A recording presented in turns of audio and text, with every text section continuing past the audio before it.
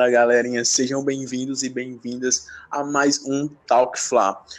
No episódio de hoje vamos falar sobre a atuação vergonhosa do Flamengo na noite de ontem, mais um empate em casa contra o Grêmio, né? Somando apenas 4 pontos em 4 jogos, ou seja, um começo de campeonato brasileiro bem preocupante. E também vamos falar sobre o pré-jogo do próximo jogo que vai acontecer no domingo às 11 horas contra o Botafogo, né? O clássico local. E para iniciar, vamos convidar novamente Bruno Gomes para mais um episódio. Seja muito bem-vindo, Bruno. Vamos tratar aqui de vários assuntos do Flamengo, né? É isso aí, cara. Bora comentar um pouquinho mais sobre o jogo de ontem. Também falar um pouquinho do que já por vir do jogo contra o Botafogo. E assim, eu acho que podemos ter mais opiniões contundentes em relação ao jogo contra o Grêmio, por ser já o quarto jogo do Domenech, e a gente tirar algumas conclusões que podem servir para o restante da temporada. Exatamente. E o que mais me chamou a atenção no jogo de ontem foi o seguinte: o Flamengo fez 30 minutos iniciais bons, muito bons mesmo, bem interessante. Até porque o time do Grêmio foi escalado para marcar o Flamengo em cima e dificultando a saída de bola do Flamengo. Com isso, o Grêmio deixava espaço atrás. Entre esses espaços, Everton Ribeiro ficava muitas vezes livre, tendo total liberdade para sair com a bola, e sabemos que ele é um jogador que desequilibra, né? Então, acho que foram os únicos momentos do Flamengo realmente vivo na partida. Depois disso, Renato Gaúcho, percebendo que fez uma opção errada de querer marcar em cima o Flamengo, de adiantar as linhas, ele recuou as linhas e passou a jogar no erro do Flamengo. Com isso, Isso. o Flamengo encontrou bastante dificuldades e o Grêmio fez 1-0 logo no fim do primeiro tempo, por causa de um escapar em velocidade, né? Essa questão de você falar do Grêmio marcar em cima, na minha opinião, é o que eu mais sinto falta em relação ao Flamengo, Vitor, porque nós estávamos acostumados com o time do Jorge Jesus a atacar logo em cima do adversário, assim quando ele iniciasse a saída de bola com o goleiro. Eu acho que é uma como podemos dizer, alguma das diferenças que podemos notar em relação ao time do Domenech e ao time do Jorge Jesus. Eu sinto muito falta dessa saída, dessa marcação sob pressão na saída de bola do adversário. O Flamengo também, como deu para perceber no jogo de ontem, teve aquela marcação média, você fazendo já aquela marcação a partir da linha daquela linha do meio do campo, quando o adversário realmente estava saindo com a bola para poder ir em frente ao sistema defensivo do Flamengo. Então, é uma das características do Domenech que não me agrada nem um pouco. Não sei se é por questão de mau costume mesmo, porque com o time de Jorge Jesus, apesar de nos últimos jogos dele nós sentimos também um pouco falta disso, na maior parte da temporada do ano passado aconteceu isso. Isso foi das grandes características, saiu muito gol do Flamengo assim, de marcação na saída de bola, já do time adversário. Exatamente. E outra, o time do Flamengo é nítido que falta uma compactação. Os caras ainda jogam distantes. Há espaços ali, né? Ou seja, com várias coisas a serem corrigidas até o momento, estão longe disso, né? Você vê o Flamengo muitas vezes assim, espaçado em campo, time meio que perdido, principalmente do lado do fator emocional, né? Você vê o Flamengo meio que entregue no jogo, algo completamente diferente do Flamengo do ano passado. Para você ter ideia, na hora do gol do Grêmio, o Flamengo tinha 6 jogadores na defesa contra 4 do Grêmio. Ou seja, PP atacou o espaço esquerdo da defesa do Flamengo, um espaço que é extremamente criticado pela torcida, e é notório que ali existe um buraco, né? E até o momento não foi corrigido aquilo ali. É algo bem preocupante que, sei lá, é como se o time não treinasse, continua com os mesmos erros e só piora. Cada jogo que passa, o Flamengo encontra mais e mais dificuldades. Eu falei antes um pouquinho sobre a questão de a gente ter mais algumas coisas contundentes para também desses primeiros 4 jogos servir de alguma forma de darmos algumas opiniões mais conclusivas em relação ao restante da temporada. Nessa parte do que eu estou falando, nesse contexto, se refere a alguns jogadores individuais, não a parte tática, não a parte técnica atual do time. Também vale frisar, Vitor, que, beleza, Domenech, ele sempre fala no decorrer da semana e até mesmo depois dos jogos que ele precisa de tempo. E a gente, como aconteceu com nós mesmos, no Jorge Jesus no ano passado, ele teve tempo, Jorge Jesus, como a gente já falou no Talk Fla do primeiro episódio, ele teve mais de 20 dias, quase uma pré-temporada praticamente, para poder treinar o time do Flamengo para o primeiro jogo. O que isso difere do Domenech. Nós estamos já no quarto jogo, não houve aquela pausa de uma semana de treinamentos para poder ele avaliar a equipe do jogo passado, treinar, acertar os erros que houve na partida. E a gente tem que levar em consideração isso também.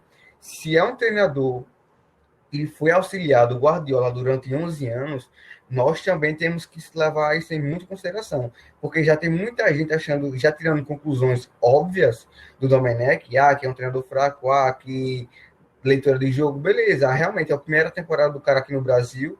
O que aconteceu com o Jorge Jesus, que serve muito de comparação, foi algo totalmente atípico. Dificilmente nós vimos, ou quase nunca, um treinador estrangeiro chegar aqui no Brasil e ter o sucesso que o Jorge Jesus teve. Então, eu queria mais ressaltar esse tempo de calma que nós devemos ter com o Domenech. Claro, a gente realmente tem erros bastante óbvios, erros bastante claros durante as partidas, não só na parte tática, mas também na questão individual, que é nesse momento que eu quero frisar. A questão individual do Flamengo nesse ano, assim, já falando do modo geral, está deixando muito a desejar. Eu falei no Talk Fla do primeiro episódio que, sem dúvidas, o Bruno Henrique era o jogador que tem menos rendimento na temporada, não só agora, pós-paralisação, mas desde o começo do ano, ele realmente tem atuações bastante duvidosas em relação à temporada passada, e eu acho que dificilmente isso vai mudar, dificilmente ele vai alcançar a capacidade de produção que ele teve no ano passado, nesse ano ou no resto dessa temporada. Eu acho que é daí para a mesma coisa da atuação dele, ou melhorar um pouquinho a mais. Tem muita coisa que o Bruno Henrique está errando e que não errava antes, e eu acho que é o que vale a frisar.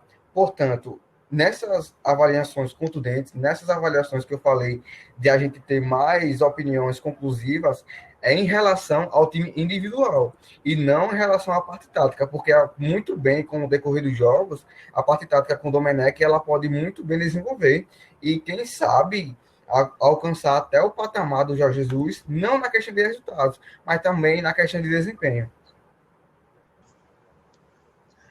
Tipo assim, em relação ao Domenech, algumas coisas ainda me preocupam. Uma delas é a forma como ele faz a leitura do jogo. Ontem, o Flamengo perdeu o João Lucas, infelizmente, por contusão, né? E ele colocou o René ali para atuar na lateral direita, um lateral esquerdo, né? Ou seja, o time a minha opinião em relação a ele colocar o René, eu acho que ele acertou. Eu acho que era mais adequado, mais propício ele colocar um lateral mais experiente, que era o René, que já jogou várias partidas pelo profissional do Flamengo, do que você colocar um jogador, que era o Mateuzinho, que por mais seja a qualidade técnica dele, que ele possa apresentar, eu acho que não era o momento mais propício dele realmente entrar naquela situação de jogo. O Flamengo entrou perdendo, o René entrou no jogo com o Flamengo perdendo ainda, não tomou bola nas costas, que eu achava que iria tomar, por ser justamente um lateral totalmente fora de posição. Eu acho que ele poderia realmente se confundir ali, é questão de você acertar a linha de marcação, de você realmente formar a primeira linha, aquela linha de impedimento, poderia tomar muita bola nas costas, e eu acho que, na minha opinião, ele não errou em colocar o René no lugar do Mateuzinho, mas eu entendo, sim, claro, as críticas em relação a essa substituição. Eu já vejo diferente. A partir do momento que ele colocou o René ali, o time meio que passou a jogar torto, porque tinha René ali jogando na lateral direita, entre aspas, né? E mais à frente tinha Everton Ribeiro, ou seja, dois canhotos ali na posição, né? E toda vez que René pegava a bola, ele tentava centralizar, é lógico, porque ele não tem amplitude para ir adiante na lateral direita, né? Até porque ele é canhoto. Ou seja, já começa a soar meio estranho isso, até porque o time ficava nitidamente torto ali, torto. Tanto é que logo em seguida, ele percebendo que tinha feito algo errado ali, ele tira Everton Ribeiro e entra com Vitinho para tentar de alguma maneira consertar aquele setor ali. Não, O realmente, de jogo eu acho focado que nele. tem que levar em consideração essa questão do René. Ofensivamente, ele criou muito pouco, e o Flamengo também começou a forçar mais no lado esquerdo com o Felipe Luiz, porque viu que pelo René não ia criar quase nada. Mas eu falo, Vitor, em questão da defesa mesmo, porque o Mateuzinho, por mais que ele pudesse dar aquela amplitude no setor ofensivo, eu fui muito mais cauteloso na minha avaliação em colocar. Eu realmente acho que foi acertada a questão do René ter entrado, justamente por causa da defesa. Eu acho que se o Matheus entrasse, o Flamengo poderia sofrer muito mais do que sofreu durante o jogo, principalmente nas laterais. Eu já discordo. Como é que eu posso falar? Até porque o Flamengo precisava marcar. Ou seja, entre perder de 1-0 e perder 2-0, não ia adiantar em nada. O Flamengo precisava de uma reação, precisava mostrar alguma coisa. E aquele exato momento não seria algo útil para René. Sem falar que a chance de queimar René seria bem grande, improvisando ele naquele setor ali, jogando torto, ele sendo obrigado a jogar torto. E eu achei uma leitura de jogo bem equivocada. E outro ponto também que eu quero tocar a respeito do Cartalão, né? É o seguinte: como ele não utiliza todas as substituições, isso em alguns casos me preocupou bastante, porque ontem Bruno Henrique foi um dos piores em campo, disparado, e mais uma vez ele não foi sacado por Domenech. Isso já está bagunçando a minha cabeça, sinceramente, porque Bruno Henrique faz um jogo seguido do outro de maneira ruim, tá? Sendo o pior ou top 3 dos piores em campo, e ele não é substituído. Isso me preocupa demais. O Ilharão, ele voltou à fase ruim, é impressionante isso, cara. Como ele caiu de rendimento depois da saída de Jorge Jesus. E você vê no banco Thiago Maia, doido por uma oportunidade, sendo que ele já vinha jogando muito bem com o Jorge Jesus. Aí ele fica lá mofando no banco. No banco também pode ter, ele pode colocar Pedro Rocha, que sequer é utilizado. Acho que ele vai completar a passagem no Flamengo com no máximo 10 jogos, e olha lá. Aí você vê Bruno Henrique errando vários passes, errando domínio, sem produtividade nenhuma no ataque e jogando durante os 90 minutos mais uma vez. Isso é bem preocupante, pelo menos na minha opinião. Não, isso com certeza não também, eu não discordo de nada, né, em relação a isso. Até porque isso é um pouco incoerente dele não fazer as 5 trocas durante a partida, porque ele mesmo falou que nós vamos ter uma sequência de jogos e nós não também temos que voltar a ritmo de jogo, quando ele falou contra o Atlético Mineiro e tudo mais. Isso eu concordava com isso. É questão de você rodar a equipe, porque tem muitos jogos pela frente e tudo mais. Porém, ele que tem a oportunidade de fazer 5 substituições durante o jogo e não concluir, aí eu acho um pouco incoerente também. Principalmente nessa questão do Bruno Henrique. Bruno Henrique, eu nem sei, cara, eu acho que, sem dúvidas, para mim, ele foi o pior do jogo em relação ao time do Flamengo na partida. Isso porque jogou os 90 minutos, né? E, cara, eu acho que, não sei se é a primeira partida que o Bruno Henrique, assim, é um dos piores do jogo, ou pior. Eu acho que, sim, teve várias partidas que o Bruno Henrique teve um rendimento absurdo de ruim e não pôde agregar em nada no ataque da equipe. Eu acho que ele poderia ser uma posição facilmente trocada, facilmente alterada durante a partida. Ele entrando com o Vitinho ali pelo lado, pelo Michael, Pedro Rocha. Então, assim, opção não falta para ele fazer a substituição em cima do Bruno Henrique. Exatamente. E outro ponto também bem interessante é a dificuldade que o Flamengo está encontrando para criar jogadas. No jogo de ontem contra o Grêmio, o Flamengo finalizou apenas 8 vezes, sendo 2 no alvo. Sem falar que a única chance clara realmente foi um pênalti que surgiu graças à infantilidade de Kahneman, né? Colocou a mão ali. Cara, eu não sei o que está acontecendo com o Flamengo, sinceramente, eu não sei. O time está irreconhecível, o Flamengo sequer consegue criar jogadas, envolver o adversário. O Flamengo praticamente não faz mal a nenhum adversário hoje em dia. Isso é bizarro, cara. O Flamengo, há pouco tempo, dominava aqui no Brasil, jogava um futebol envolvente. Hoje em dia o time é uma briga para arrumar um perigo ao adversário, a chegar na área do adversário, a envolver o adversário com triangulações, com tabelas, com passos para quebrar linhas. O que está acontecendo com esse setor de criação do Flamengo, que também passa muito pelo péssimo rendimento de Bruno Henrique e Gabigol. Ontem Gabigol fez o gol, tudo bem, empatou 1 ponto para o Flamengo, mas ele teve incríveis 17 bolas perdidas, 17 vezes. Cara, eu acho que Jeromel e Kahneman fizeram salseiro em cima do Gabigol, porque o Gabigol quase não ganhava uma deles, cara. Claro que também tem a questão de apoio. O Gabigol, às vezes, quando pegava na bola, ele não tinha tantas opções para poder, no ataque, para poder variar um pouquinho, né? Como acontecia no time do Jorge Jesus. Uma coisa também, Vitor, a gente vem falando muito sobre a questão do desempenho da equipe. Eu gostaria de frisar também, no geral, após a paralisação do Flamengo, a partir do jogo contra a Portuguesa, que nós vencemos de 2-1, não, minto, foi contra o Bangu, que nós ganhamos de 3-0. Claro que quase ninguém, praticamente ninguém assistiu aquele jogo, não foi transmitido, mas, cara, muito abaixo do que até o próprio time com o Jorge Jesus na volta da pós-paralisação, muito abaixo do rendimento. Beleza, que a gente venceu os jogos porque era contra times muito inferiores.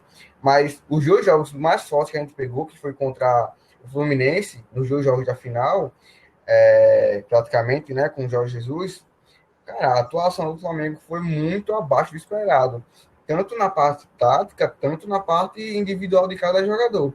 Então, a gente associar apenas a culpa do Domenech em relação à parte tática, claro que realmente tem erros que no time do Jorge Jesus a gente não cometíamos.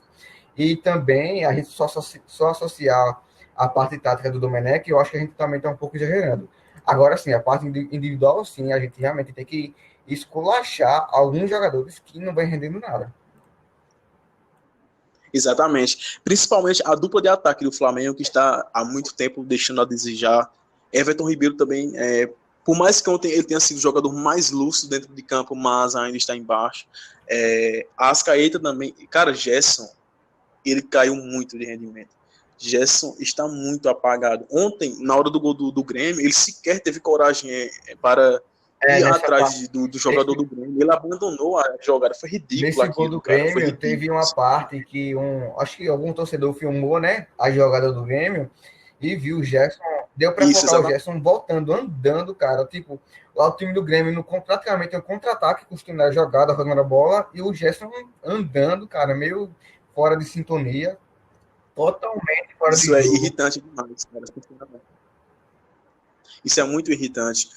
Outro jogador também que caiu muito de rendimento foi o Ilharão. Já não existe mais aquela conexão entre ele e Gerson no meio campo, aquela dinâmica, aquela raça, disposição que ele demonstrava com o Jorge Jesus. Ele caiu bastante de rendimento também. E é um jogador importante, principalmente porque é ele quem dá o equilíbrio ali no meio campo, né? Entre zaga, ataque, ele é quem sustenta aquela base ali. Eu não sei o que está acontecendo com ele. Será que já não é um momento exato para colocar Thiago Maia no time titular?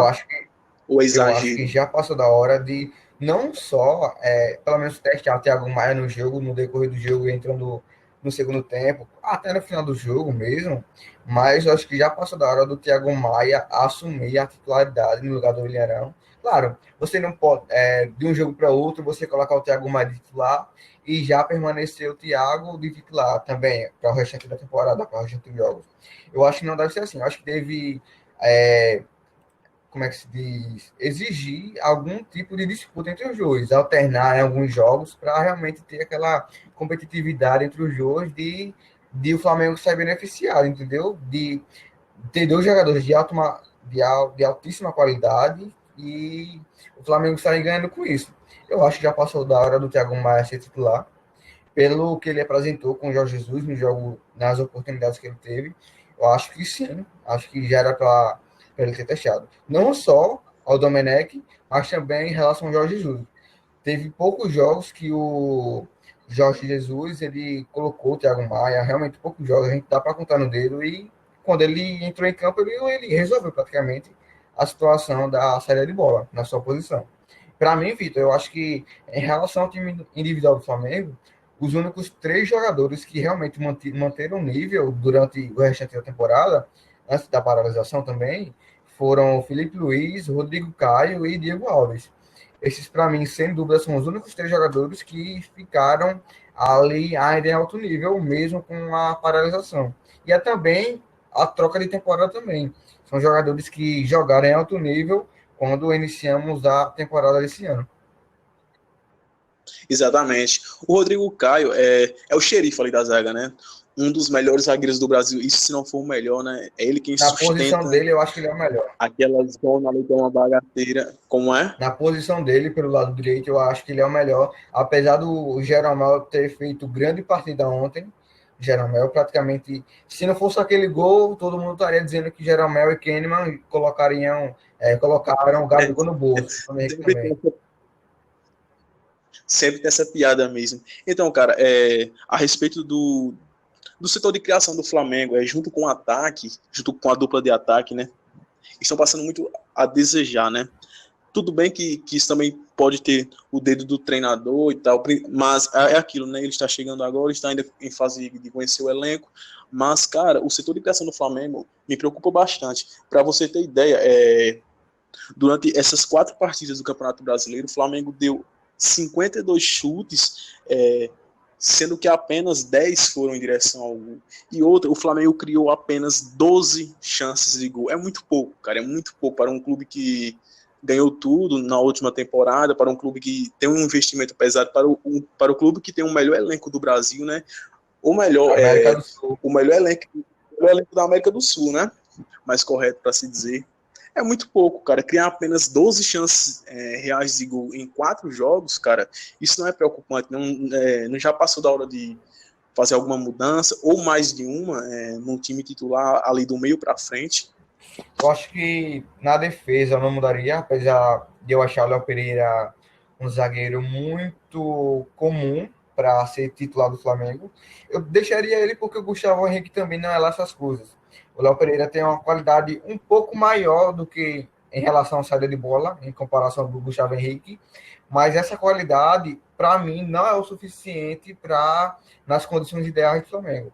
Eu acho que mudaria realmente nessa posição do Thiago Maia, pelo menos testar o Thiago Maia na posição do Arão e haver algum revezamento entre eles. E, cara, colocar o Vitinho, que, na minha opinião, é o 12º jogador do Flamengo, né, no geral, assim, colocar o Vitinho no lugar do Bruno Henrique. Isso eu faria de olhos fechados, cara. Chegou o próximo jogo, Bruno Henrique banco, Vitinho titular, no decorrer da partida possa ser que o Bruno Henrique possa entrar também, dependendo da atuação do Vitinho, mas principalmente nessa posição do Bruno Henrique, era a posição mais urgente que eu faria uma troca imediata. Isso eu concordo também. Eu colocaria Vitinho no time titular e bancaria Bruno Henrique e colocaria Thiago Maia no lugar de William Arão. Cara, você tocou no ponto de Léo Pereira. Mais um jogo inseguro dele. O que está acontecendo com esse rapaz, cara, que é jovem, tudo bem que é promissor, jogou demais no Atlético Paranaense, foi campeão da Sul-Americana por lá, campeão da Copa do Brasil, mas aqui no Flamengo ainda não se encontrou no clube, né? O que está acontecendo com esse zagueiro, cara? Que erra em vários momentos do jogo, não passa segurança nenhuma na zaga do Flamengo. O que está Eu acontecendo com o acho Léo que ele Pereira é no o Flamengo? tipo de zagueiro que ele é qualificado para jogar em um time como o Atlético Paranaense, mas não para ser, em termos ideais, não tem a condição total de ser titular do Flamengo pelo lado esquerdo. Assim, em comparação ao Paulo Mari, eu acho que existe uma diferença muito grande. E também tem essa, Aí também aí não tem comparação, né? tem essa Pablo pressão de Maria é você, outro nível. claro, claro, tem essa pressão de você substituir um grande zagueiro, que é o do Flamengo, o Paulo Mari, e você jogar ser titular de uma equipe como o Flamengo, cara. Eu acho que ele pode se firmar no time titular no desenvolver da temporada. Ele, assim, Então, Bruno, aquela questão, tudo pode acontecer, mas eu acho que em termos ideais ele não é o zagueiro titular do Flamengo. Mas pelo que temos, eu manteria ele ali no time titular também. Bruno, como é que eu posso pegar um gancho aqui? Aproveitando o seu comentário sobre Léo Pereira, já que a janela de transferências vai abrir em outubro, você iria ao mercado para trazer algum substituto ali, naquele setor, para jogar justamente do lado de Rodrigo Caio? Ou você manteria Léo Pereira aí Eu no acho final da que temporada? as contratações de Gustavo Henrique e Léo Pereira foram, assim, é, já sacramentadas. Eu acho que para aquela posição eu não iria ao mercado e também não imaginaria que o Marcos Braz, com dois zagueiros que foi contratado nesta temporada, ele contratar mais outros zagueiros só para aquela função, para fazer dupla com o Rodrigo Caio. Eu acho que o Flamengo tem mais posições a se preocupar, que é a questão da lateral direita. Exatamente. E agora, mudando a chave, vamos falar um pouco sobre o próximo jogo, né, contra o Jogo Botafogo, muito difícil. às 11 horas do domingo. O que esperar desse jogo, além dos 3 pontos aí do Dos Flamengo? 3 pontos, cara, sinceramente, não espero 3 pontos do Flamengo. Para quem assistiu os maiores momentos de Botafogo e Atlético Mineiro, conclui-se também que o Atlético Mineiro teve muito volume de jogo, teve várias oportunidades. É aquela questão de se realmente o Atlético Mineiro concluísse 3, 4 oportunidades que ele teve durante o jogo, seria 3, 4-2 pro tranquilo pro Atlético Mineiro. O É Botafogo, verdade. E, cara, sabe, o que mais me chamou a atenção na partida entre Botafogo e Atlético Mineiro? A velocidade do Botafogo nos contra-ataques, cara. Os caras pelo menos acertaram uns 3 a 4 contra-ataques que por pouco não marcaram gol. cara, É um time muito rápido, né, cara? é o tipo de jogo que a gente vai enfrentar que pode ser muito parecido com em relação ao jogo contra o Atlético Goianiense. Claro que o Atlético Goianiense ele teve uma eficiência absurda lá no ataque, quando eles foram para o ataque, e fizeram 3 gols. Não sei se poderá acontecer a mesma coisa com o Botafogo, mas tudo se encaminha para o mesmo estilo de jogo. Do Flamengo tomar a posse da bola, tentar criar jogadas e o Botafogo se retrai na defesa dele e tentar aquele jogo de organizado no contra-ataque que, se pegar, cara, mais organizadinho, mata o jogo no Flamengo, principalmente no primeiro tempo. Principalmente pelos erros que vem apresentando e que pode apresentar com o René jogando na lateral direita. O René jogou poucos minutos contra o Grêmio, ele não teve aquela dificuldade toda. E também o Grêmio, quando teve as oportunidades, quando estava atrás do placar, quando ele pegou alguns contra-ataques, ele não aproveitou. Porque teve espaço, o Grêmio criou chance depois que fez o gol, jogando mais reativo, e só não fez porque temos Diego Alves e também a pontaria do Grêmio não estava tão lá essas coisas. Mas no domingo, contra o Botafogo, pode ser totalmente diferente. Pode ser que os caras cheguem 2, 3 vezes lá na frente e façam 2, 3 gols. Eu acho que será uma partida que, se o Flamengo não aproveitar as oportunidades que tiver, matar o jogo, igual o Atlético Mineiro teve, o Flamengo é muito difícil vai sair com alguma pontuação de lá. Exatamente, cara. Sem falar que o sistema defensivo do Flamengo não está passando segurança, né? Já tomamos 5 gols no campeonato. Em apenas 4 jogos. É muita coisa, cara. É muita coisa. Sem falar que o Flamengo deixa espaços atrás para os adversários aproveitarem, né? Ontem mesmo foi um exemplo disso, porque o Grêmio, quando abaixou as linhas, forçando o Flamengo a jogar, forçando o Flamengo a errar. Ontem estava parecendo aqueles jogos de Libertadores, em que o adversário fica catimbando e tal, típico jogo argentino, que aí o Flamengo começou a gostar do jogo e o Grêmio abaixou as linhas. Quando o Grêmio deu espaço e tal para o Flamengo errar, cara, o Grêmio conseguiu levar perigo nos contra-ataques. Isso, como você falou, aí acho que vai ser o cenário do jogo de domingo contra o Botafogo. E, cara, eu não estou confiante, não. Para você ter ideia, olha o nível que o Flamengo está, cara, fazendo os torcedores ficarem nervosos contra o Botafogo, cara. O que está acontecendo com esse time, mano? Inacreditável. Mas eu acho que, cara, independente de ser contra o Botafogo, claro que há uma discrepância muito grande em relação à qualidade técnica dos jogadores. Na parte tática, eu acho que nem tanto pelo treinador do Flamengo ser um tipo de treinador que demora a implementar a sua ideia de jogo. Mas no ano passado, os 2 jogos contra o Botafogo que tivemos no Brasileiro foram totalmente difíceis, cara. O primeiro turno foi aquele 3-2 bastante dificílimo, que a gente teve que virar a Exatamente. partida. Nós sofremos empate para depois desempatar também, 3-2. E no segundo turno, o Lincoln salvou a gente praticamente nos últimos minutos do jogo, cara. Eu acho que, por Meu ser, comportamento, né? por ser contra o Botafogo, eu acho que os caras vão dar a vida para poder ganhar do Flamengo. Imagina um time como o Botafogo, que tem o elenco que tem, ganhar do Flamengo mesmo, ou até jogar muito melhor. Assim, eles é um tipo de jogo que eles vão dar a vida para poder sair na capa de jornal para ser notícia no dia seguinte, entendeu? Sem dúvidas nenhuma, cara. Sem dúvida nenhuma. Agora E sim, tipo assim, vá, pode confirmar. Esse time do Flamengo ainda vai demorar a encaixar, né? Até o momento ainda você percebe que o time ainda meio que bate cabeça, né? Principalmente na parte tática. Ontem mesmo, na hora do gol do Grêmio, Rodrigo Caio e João Lucas praticamente estavam um marcando o outro. Mesmo o gol tendo acontecido no setor esquerdo, ainda existem alguns ajustes e tal, e eu acho que isso vai levar muito tempo.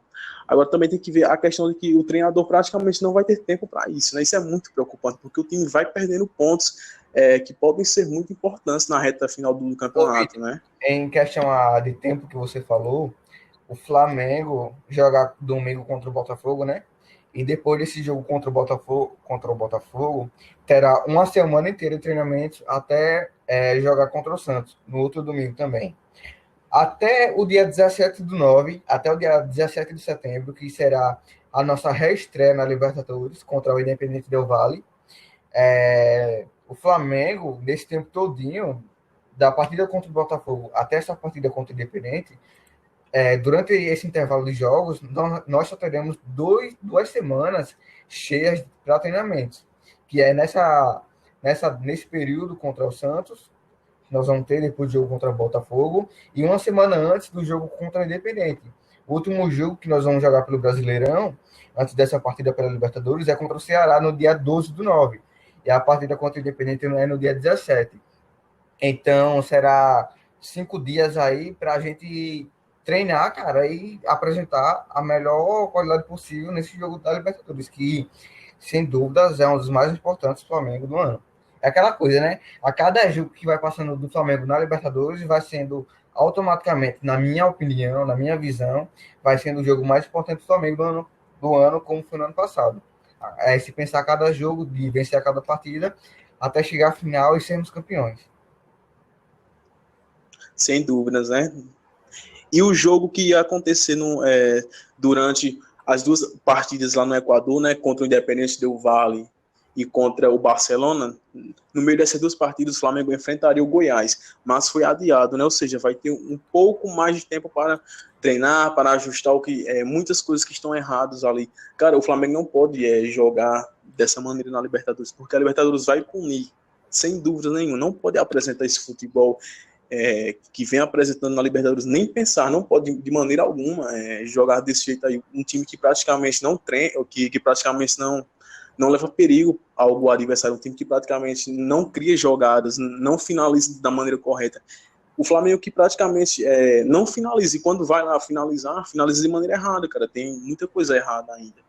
E requer tempo, né? Ajustar é muito complicado, cara. Essa partida que nós vamos ter o reinício da Libertadores contra o Independente, a partir do jogo contra o Botafogo até contra o Ceará, que será o último antes da reestreia, o Flamengo terá 6 partidas para se estruturar na parte técnica, na parte tática, para poder pegar o Independente Del Valle. Então, assim, são bons números de jogos, mas não um bom número de treinamentos que nós vamos ter durante esse período. Porém, eu acho que a obrigação mínima que nós temos que avaliar nesse jogo contra o Independente é que o Flamengo tem que chegar esse jogo na Libertadores melhor do que foi ontem, do que o jogo contra o Grêmio, entendeu? Então nós temos que avaliar, temos que pensar dessa maneira. A cada jogo ir melhorando e entrar da melhor forma possível contra o Independente Del Valle. Se o Flamengo apresentar a mesma atuação que vem apresentando nesses jogos com o Domenech, eu acho que a derrota seria o placar mais provável, seria o resultado mais provável para o Independente Del Valle, de acordo com a atuação do Flamengo. Exatamente, cara. Sem falar que o time do Independente Del Valle é ajustado, né? São os atuais campeões da Sul-Americana, mesmo técnico, praticamente o mesmo time, sai uma ou outra peça, e aquilo, cara, é um time chato, um time bem treinado, e ainda tem altitude, né? Ou seja, o Flamengo vai enfrentar bastante coisas difíceis lá nesse jogo contra o Independente do Vale. Ô, Não precisa, Vitor, não pode chegar dessa maneira. Oi. não, terminei, só finaliza aí. Não, terminei já. Produção. É, a gente praticamente ainda está no início da temporada, né? Porque eu acho que o estadual, para mim, não conta. O que contou realmente foi a questão das finais da Supercopa e Recopa da Sul-Americana. Recopa, isso. Eu acho que, para mim, a temporada está começando agora. A Recopa e a Supercopa, para mim, é um complemento do final da temporada passada. Mas, enfim, nós estamos com essas atuações de Domenech e eu queria saber se você faria, para assim, encerrar esse podcast, para encerrar esse Talk lá, eu queria saber se você faria alguma alteração no Flamengo, independentemente do desempenho que apresentar. Acho que até o jogo contra o Independente Del Valle, nós podemos dizer assim. Você faria alguma alteração, alguma troca de treinamento, alguma troca de treinador durante essa temporada, Vitor? Rapaz, até o momento não, cara. Eu acho que ainda está muito cedo para avaliar e colocar tudo em cima do treinador. Lógico que ainda o time deixa muito a desejar. Isso também tem uma parcela de culpa do treinador e tal, mas ainda é muito cedo, cara. Agora, mais para frente, a partir do jogo de volta da Libertadores, tanto quanto o Independente do Valle, né, contra eles, contra o Barcelona. Acho que a partir da quarta rodada ou quinta rodada da fase de grupos da Libertadores, acho que a gente já vai ter uma noção bem melhor, tá ligado? Se o time melhorou ou se piorou, porque, não, se piorar, a situação vai ficar complicada demais, né? Mas, assim, eu ainda acredito nele, sendo sincero, eu ainda acredito no Domenech, acho que ele vai conseguir ajustar algumas coisas ali no time, mas é aquilo, precisa evoluir muito, muito, muito. Eu, só para poder encerrar também esse Talk lá, na minha visão, eu acho que eu não trocaria, independente. Assim, claro que tem várias circunstâncias que afetam numa demissão de um treinador. Porém, eu acho que foi o projeto que o Flamengo apresentou ao Domenech e também foi, como podemos dizer, foi o que o Flamengo buscou no mercado, cara. Eu acho que só em uma situação muito extrema pudesse ocasionar uma demissão do Domenech. Ele fez 10 jogos, o time perdeu 10 jogos seguidos jogando porcaria nenhuma. Assim, claro que podemos ter jogos que nós vamos jogar muito e vamos perder. Também vai ter jogo que a gente não vai jogar nada e vamos ganhar. Que para mim foi o exemplo da partida contra o Curitiba. O Flamengo apresentou um jogo muito razoável contra o Curitiba que foi o suficiente para vencer. Mas, assim, só uma situação muito extrema. Eu acho que essa decisão do Domenech Vinha, eu acho que ele tem que ir até o final, independentemente se combinassem em títulos ou não no resto da temporada. Eu acho que só trocaria, eu só faria alguma alteração na comissão técnica no final dessa temporada. Eu posso tá dando uma opinião muito impopular para a torcida do Flamengo, porque eu sei muito bem como funcionam as coisas aqui no Brasil. Mas É verdade, é se verdade. houver, hipoteticamente, se houver a demissão do Domenech mais para frente, vai ficar aquela questão: quem vamos contratar? Qual é o treinador com o estilo ofensivo que nós queremos propor de jogo, que vai conciliar com o tempo que tem, melhor do que o Domenech, entendeu? Porque daqui para lá, o Domenech teve um período determinado para poder aplicar as ideias deles. Então, quem a gente poderia pensar de bom que pudesse substituir o Domenech numa hipotética demissão e fizesse melhor do que ele está fazendo agora, entendeu? Justamente porque daqui para frente só tende a piorar, só tende a ter jogos mais decisivos, só tende a pressão aumentar. Então, eu acho que, devido a essas circunstâncias, eu continuaria com ele para o restante da temporada. Exatamente, sem falar que isso falei bastante, porque aqui a gente bate bastante na tecla de continuidade no treinador, de um projeto a longo prazo, e seria muito hipocrisia já demiti-lo assim, praticamente em menos de 2 meses, seria bem absurdo também, né? Eu acho que, assim, claro que algumas circunstâncias que podem colocar a demissão do Domenech na hipotética, né? Por exemplo, uma má relação com o elenco, que realmente chegasse no limite, ou mesmo a atuação do time e os resultados fossem devastador. Eu queria, Vitor, agradecer a esse momento que nós estamos tendo de falar um pouquinho do Flamengo, né? Dessa situação atual do clube. É um momento muito complicado para a gente, que a gente vai ter que esperar, ter paciência para poder dar resultado. Foi o que aconteceu com o Jorge Jesus. Então, a gente encerra mais um Talk Fla. Gostei muito dessa conversa que a gente teve, foi muito produtiva, acredito na minha visão, e que nós podemos, né, se encontrar mais vezes para poder debatermos melhor sobre o Flamengo, claro, melhorando a qualidade da conversa a cada Talk Fla que nós podemos apresentar. E o feedback do ouvinte será de extrema importância para a gente realmente levar em consideração e tentar levar um conteúdo de melhor qualidade para vocês. Eu agradeço até aqui a participação do Vitor, a nossa conversa, muito produtiva do Flamengo, que venha os 3 pontos contra o Botafogo, que realmente esse time do Domenech se encaixe e que podemos ter uma temporada vitoriosa, quem sabe até, né, mais que a temporada passada. Agradeço muito. Valeu, Bruno, aí pela oportunidade, pelo ótimo bate-papo, né, em alto nível aqui, falando sobre o Flamengo. E é aquilo, né, a gente fica na expectativa da melhora do time dentro de campo, que o Flamengo realmente volte a recuperar aquele futebol de alto nível. E é isso aí, vamos tentar esses 3 pontos contra o Botafogo, né, e seguir adiante no campeonato. Muito obrigado aí, cara. Nada, claro. Eu que agradeço, assim, esse momento que estamos tendo. Muito obrigado a você, principalmente você, né, ouvinte, que continuou até aqui, ao fim dessa conversa, que você possa também dar continuidade ao nosso projeto, que você possa estar participando também, ouvindo, dando opinião, seu comentário, seu feedback, enfim. Encerramos mais um Talk Fla. Muito obrigado pela participação de todos e terminamos por aqui. Tchau, tchau.